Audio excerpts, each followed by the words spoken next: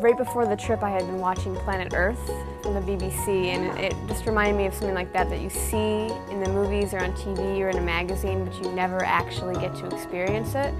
And so going there was just like, wow, am I really here? Is the water really this blue? I didn't know that the country was so diverse, of huge ice fields. A lot of times it was compared to Greenland and Antarctica, having like the largest glaciers closest to the equator.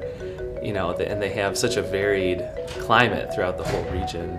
They have penguins in the desert and flamingos in the ice fields. The title of the class is called Sustainable Energy Development in South America. The class is supported by the Graham Environmental Sustainability Institute. The specific issue that we're dealing with involves some very specific proposals to develop hydropower through the construction of some large dams in the Patagonia area of Chile.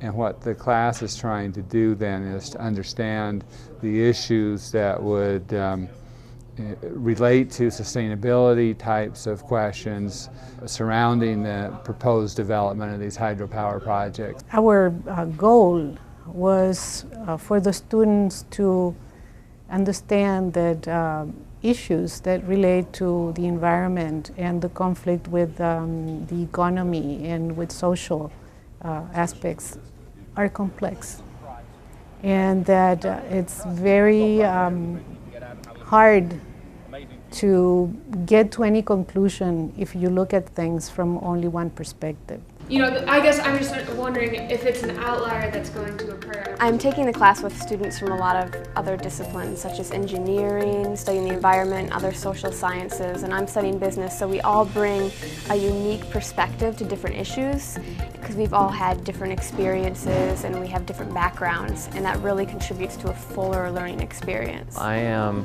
a mechanical and industrial and operations engineering dual major, but I also have a really strong passion for the environment.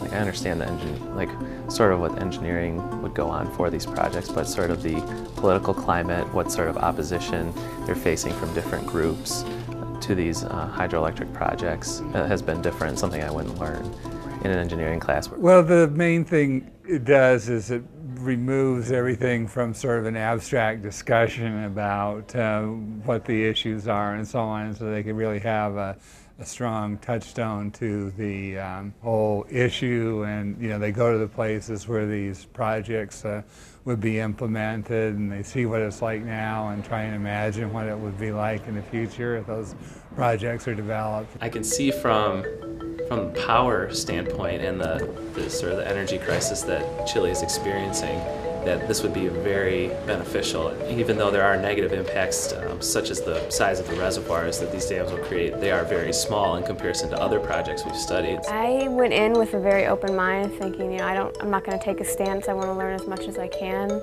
I left with a Patagonia Sin Represas pin, and that's how I feel right now, is that they need to consider alternatives because the one they're considering now isn't the right one for the region. We didn't expect the students to go there and learn numbers or facts or remember names. We wanted them to see how the issues were so interdisciplinary, that sustainability needs to be an issue that considers interdisciplinary things, that they need to learn, right, about the impact that these projects have on people, on the environment, on the economy.